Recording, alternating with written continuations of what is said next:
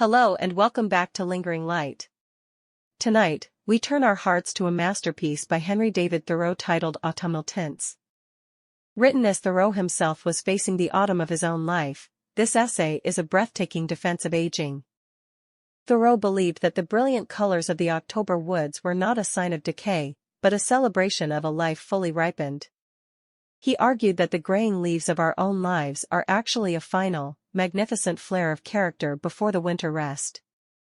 He reminds us that the most beautiful things in nature, the scarlet oak and the purple grasses, save their best display for the very end.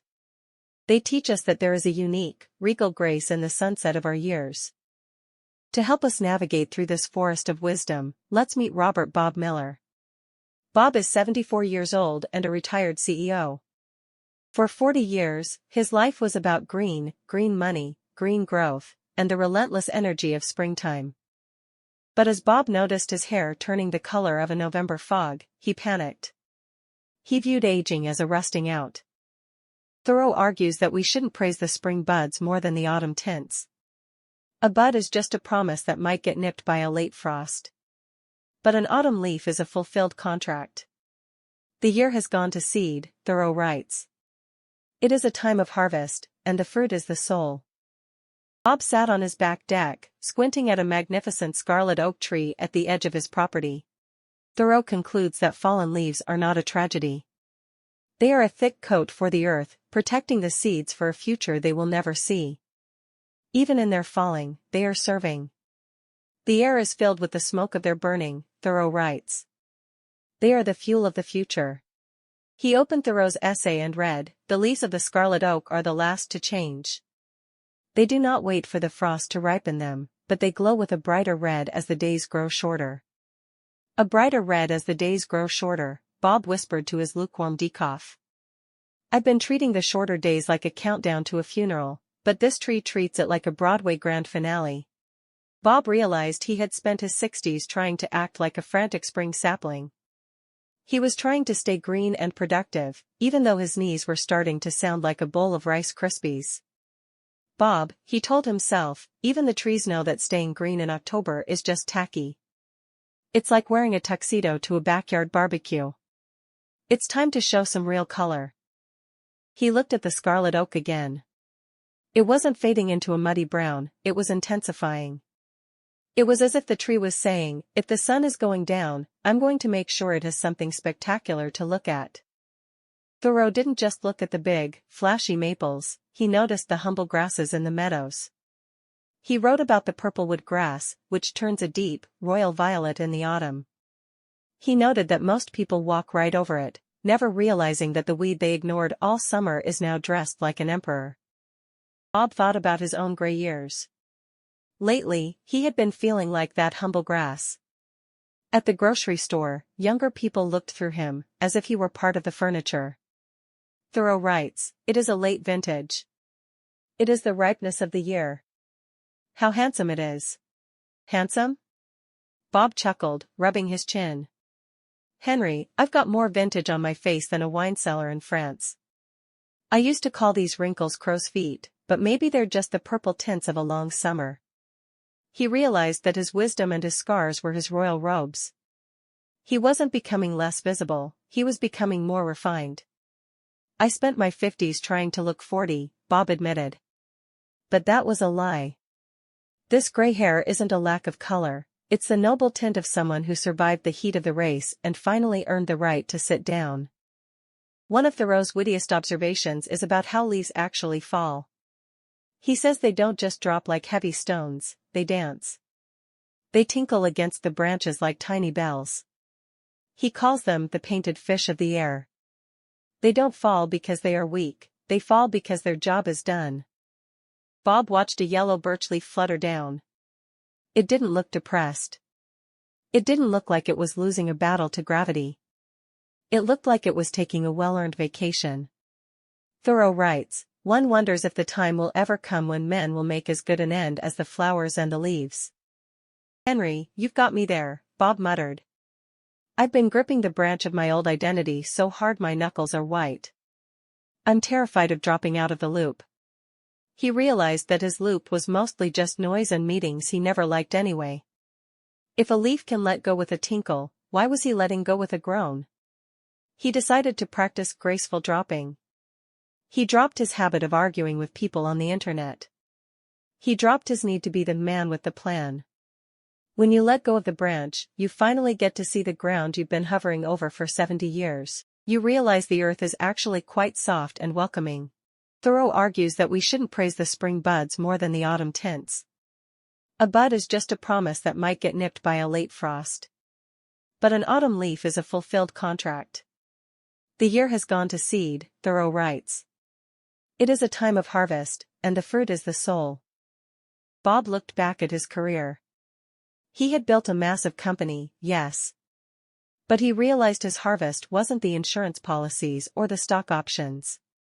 His real harvest was the way he could now sit with his grandson, Leo, and explain that success isn't about how fast you run, but about how much you love the view.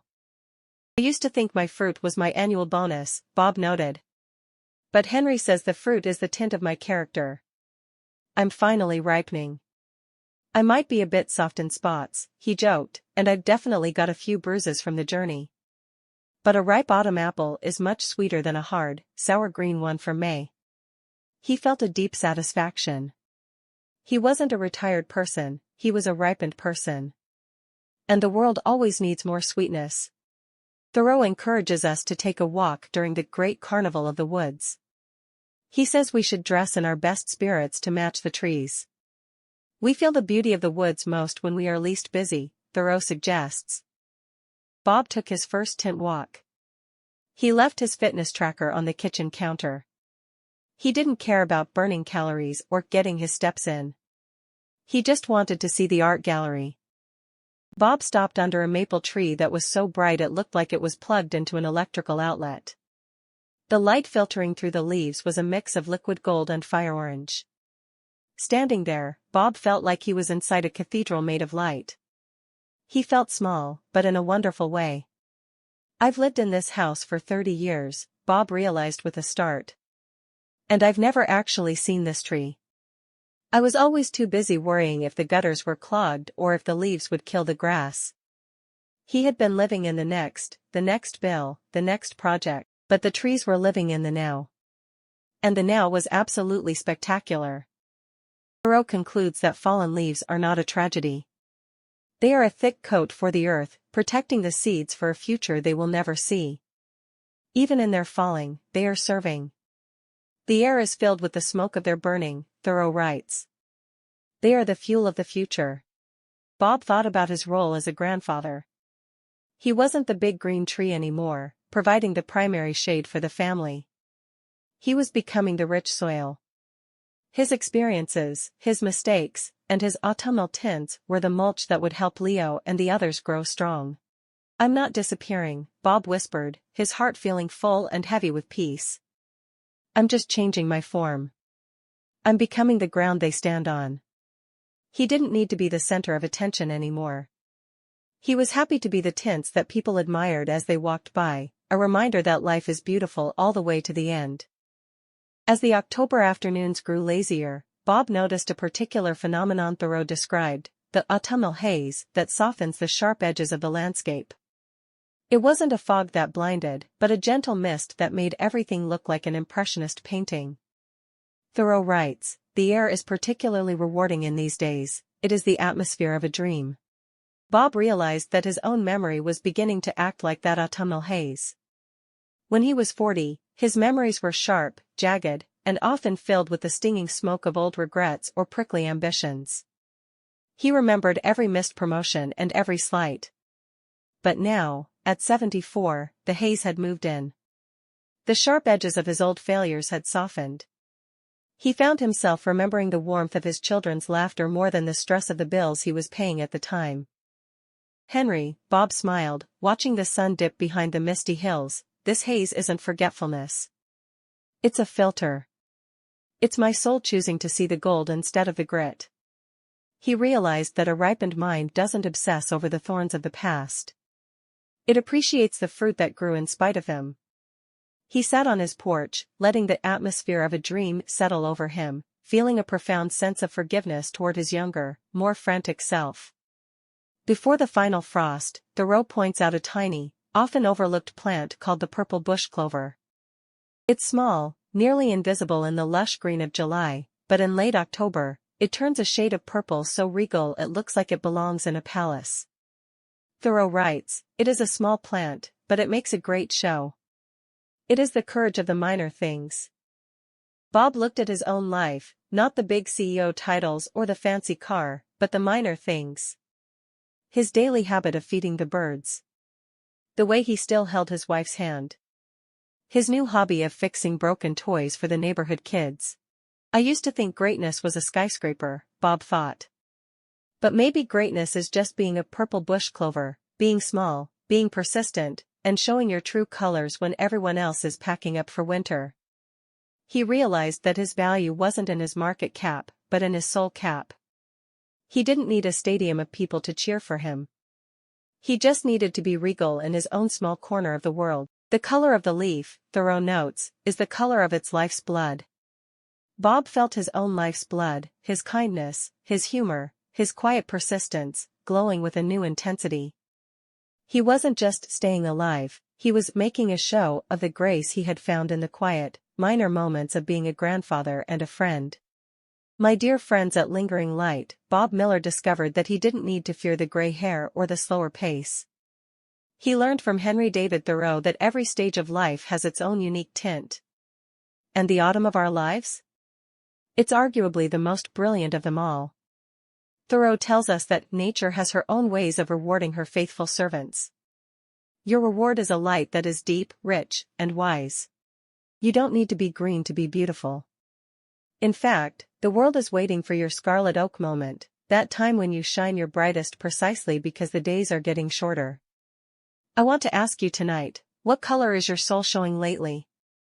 Are you a fiery orange of passion, a steady gold of wisdom, or a royal purple of quiet dignity? How are you practicing the art of tinkling as you let go of the things you no longer need? Share your autumnal thoughts in the comments.